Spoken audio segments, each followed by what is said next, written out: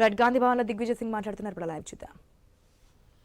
जिससे अमीर और गरीब की खाई कम होती जाए, गरीबों का हित बढ़ता जाए, उनकी अर्थव्यवस्था आर्थिक हालत सुधरे, ये हमारा प्रयास होना चाहिए.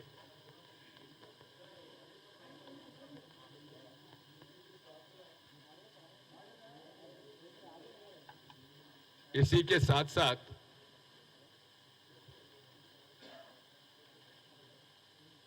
इतने बड़े तादाद में बेरोजगारी कभी नहीं बढ़ी जितनी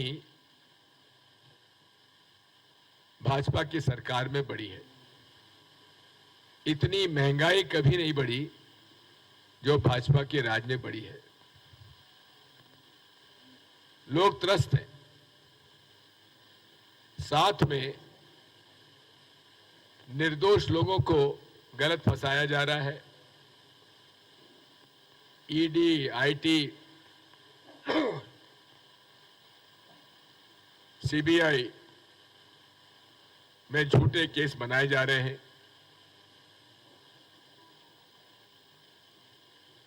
निर्दोष लोगों को कई सालों तक जेल में बिना चार्जशीट दिए बंद रखा गया है. जमानत नहीं होने दे रहे हैं.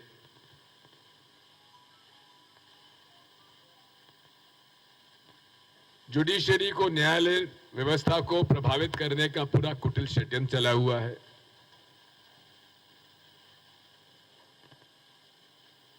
धार्मिक उन्माद फैलाकर नफरत का बीज बोया जा रहा है. इन सब बातों को लेकर कांग्रेस पार्टी ने कन्याकुमारी से लेकर कश्मीर तक भारत जोड़ो यात्रा का सफर उदयपुर के चिंतन शिविर में घोषणा की थी और 7 सितंबर से लेकर आज तक लगभग 2800 किलोमीटर हम लोगों ने सफर कर चुके हैं. जो भारी समर्थन मिल रहा है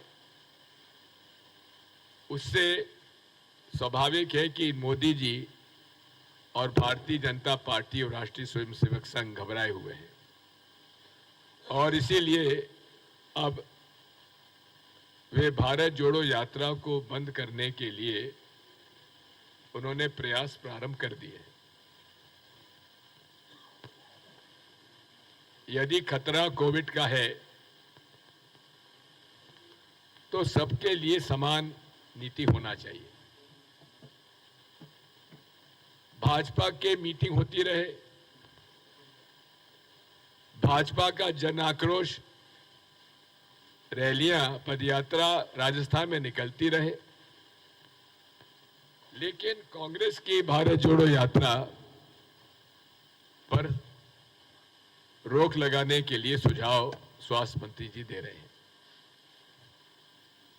स्वाभाविक है कि उससे ये साफ नजर आता है कि भारतीय जनता पार्टी और राष्ट्रीय स्वयंसेवक संघ घबराए हुए हैं.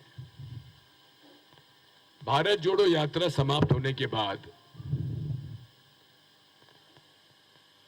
हम इस अभियान को घर घर ले जाना चाहते हैं और इसके लिए हाथ से हाथ जोड़ो अभियान हर घर तक पहुंचने का एआईसीसी ने तय किया है. मुझे इस बात की प्रसन्नता है कि तेलंगाना प्रदेश कांग्रेस कमेटी ने इसकी रूपरेखा बनाने की प्रक्रिया प्रारंभ कर दी है और उसकी मीटिंग भी हो चुकी है. 30 जनवरी 2023 तक भारत जोड़ो यात्रा श्रीनगर तक पहुंचने की हमारी योजना है और हमें विश्वास है कि हम लोग अपने लक्ष्य को पूरा करेंगे.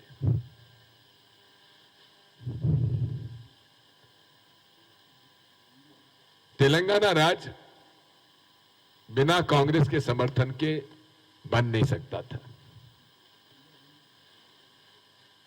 तेलंगाना राज्य को बनाने का यदि श्रेय किसी को जाता है तो कांग्रेस पार्टी को जाता है कि जिन्होंने कि 2004 के चुनाव में वादा किया था और वो 2013-14 में पूरा किया। केसीआर साहब कितना ही कहें, लेकिन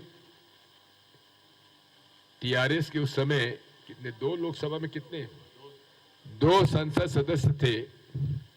क्या 2 लोगों से तेलंगाना का राज्य का गठन हो सकता था? नहीं हो सकता था। केसीआर साहब ने बहुत वादे किए थे। क्या क्या वादे किए थे उसका एक अपना इतिहास है। लेकिन तेलंगाना राज्य गठन के बाद उन्होंने कांग्रेस के खिलाफ अपना अभियान चलाया।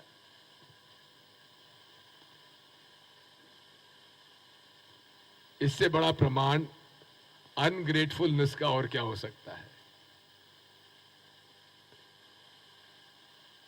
कांग्रेस के लोगों को खरीदा जा रहा है, उन्हें धमकाया जा रहा है और भारतीय जनता पार्टी जिस प्रकार से लोगों को खरीद फरोख्त करके धमकाकर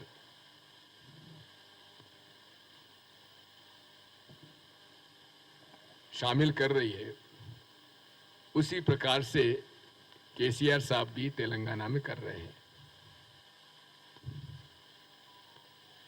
पूरे प्रदेश में परिवार राज चला हुआ है। भ्रष्टाचार के रिकॉर्ड तोड़ने जा रहे हैं। ये भी एक बात समझ में नहीं आती कि केसीआर साहब के टीआरएस अब वो बीआरएस हो गया है। बीआरएस और बीजेपी के क्या संबंध है? जितने भी कानून आते हैं, पूर्व टीआरएस और अब की बीआरएस उनका समर्थन क्यों करती है? भाजपा का फ्लोर पे उनका समर्थन और बाहर नूरा कुश्ती।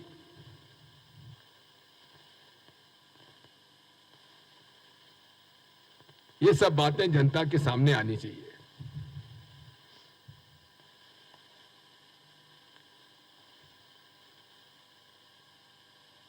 मुझे जानकारी मिली है कि ओवैसी साहब की बिटिया की कल शादी थी, निकाह था, उनको मैं मुबारकबाद देता हूं। लेकिन उनसे ये भी गुजारिश करता हूं कि आप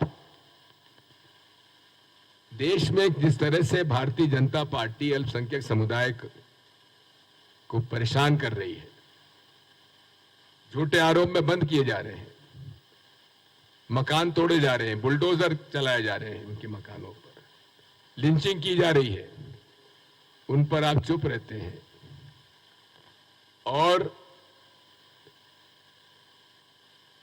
भाजपा को जिताने के लिए आप उन सीटों पर चुनाव लड़वाते हैं जहां की आपका कोई अस्तित्व नहीं है, केवल भारतीय जनता पार्टी को जिताने के लिए।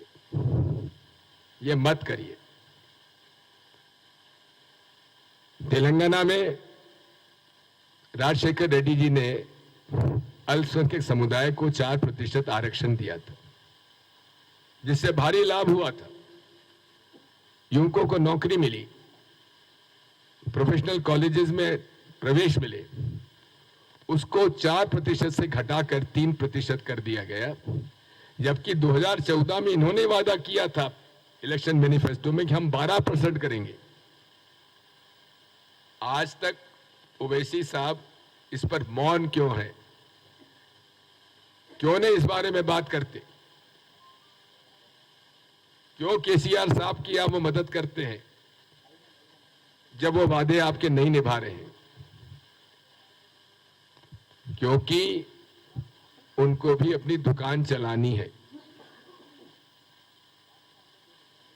कांग्रेस वो पार्टी है जिसने कभी ना भाजपा से समझौता किया है, ना कभी धार्मिक उन्माद फैलाने। सीनियर लीडर्स हैं कांग्रेस पार्टी के, उनसे हाथ जोड़कर यही प्रार्थना करूंगा कि वे जो भी बात करना है पार्टी के अंदर करें, पार्टी की लीडरशिप से करें, लेकिन आरोप प्रत्यारोप लगाने की आवश्यकता नहीं है।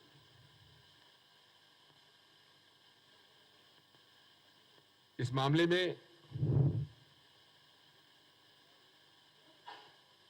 कांग्रेस की लीडरशिप ने साफ तय किया है कि इसकी पुनरावृत्ति नहीं होना चाहिए। अगर हुआ तो चाहे कितना ही बड़ा कोई नेता क्यों ना हो, उन पर कार्रवाई की जाएगी।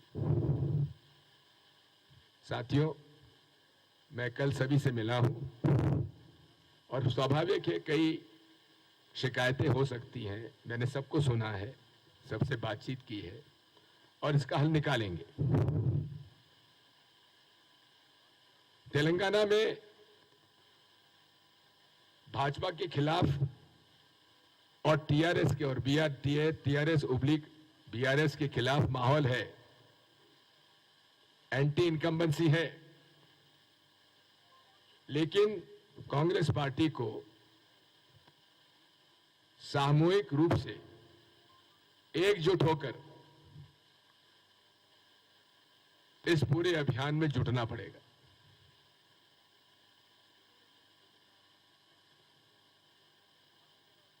एकता आवश्यक है और एकता के माध्यम से ही हम लोग इन भ्रष्ट और इन सत्ता लोलुप्त पार्टियों को हरा सकते हैं। कई बार पत्रकार मुझसे कहते थे कि विपक्ष ठंडा क्यों पड़ा है, कांग्रेस सड़कों पर क्यों ना है। अब हम सड़कों पर हैं लेकिन मीडिया फिर चुप क्यों है। आप सभी लोग कहते थे कि भाजपा के खिलाफ इतना माहौल है, कांग्रेस चुप क्यों है, सड़कों पर क्यों ना है। नहीं है, अब हम सड़कों पर हैं तो आप क्यों चुप हैं। आप भी कुछ हमारी मदद करिए, निष्पक्ष मदद करिए। हम कोई एहसान आप पर से नहीं लेना चाहते। जो जन समर्थन मिल रहा है उसको दिखाया क्यों नहीं जा रहा है, उसको बताया क्यों नहीं जा रहा है। इस मामले में आप सबसे यही प्रार्थना है। आप सब लोग यहां पधारे, आप सबका आभार। आज पीवी नरसिम्हा राव जी की पुण्यतिथि है। हम इस अवसर पर उनको अपनी विनम्र श्रद्धांजलि देते हैं और निजी तौर पर मुझ पर उनकी सदैव बड़ी कृपा रही है और उनका बड़ा प्रेम मुझे मिला। आज हम उनको स्मरण करते हुए उनको विनम्र श्रद्धांजलि अर्पित करते हैं। जो प्रश्न हो सके तो पूछ लीजिए, मैं उत्तर दूंगा।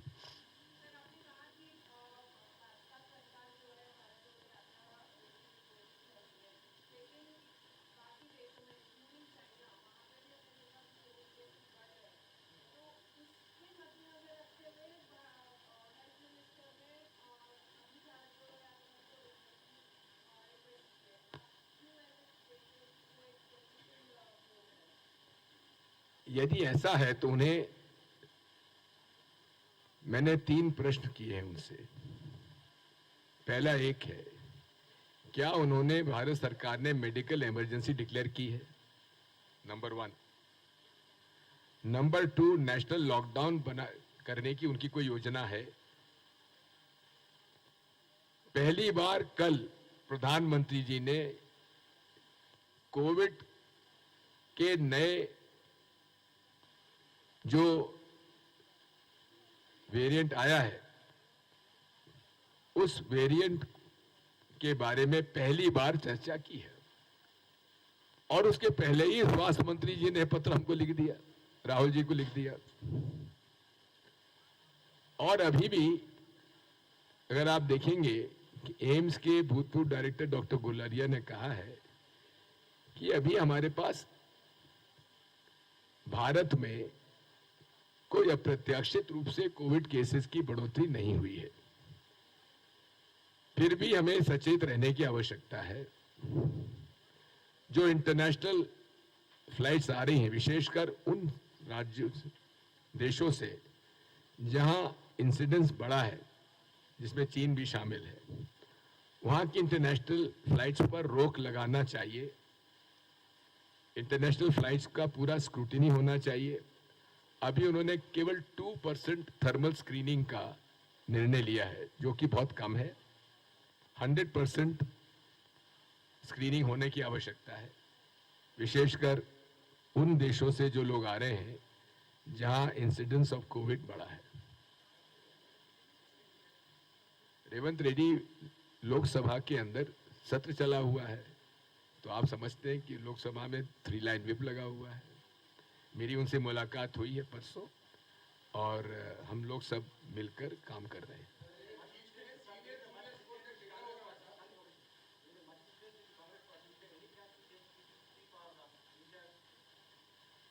Well, that is not my brief.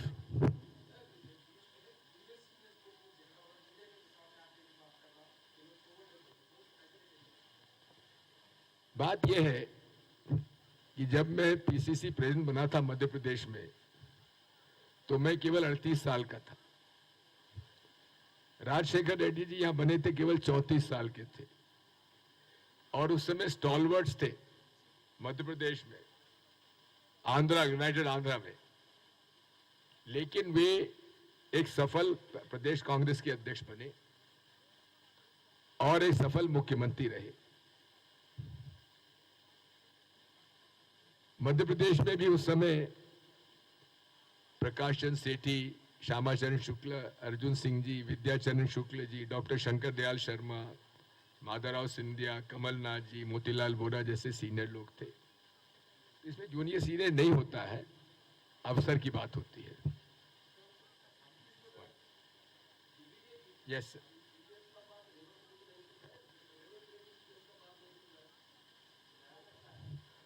दोनों एक दूसरे की बात सुन रहे हैं, इसीलिए मैं यहां पर हूं,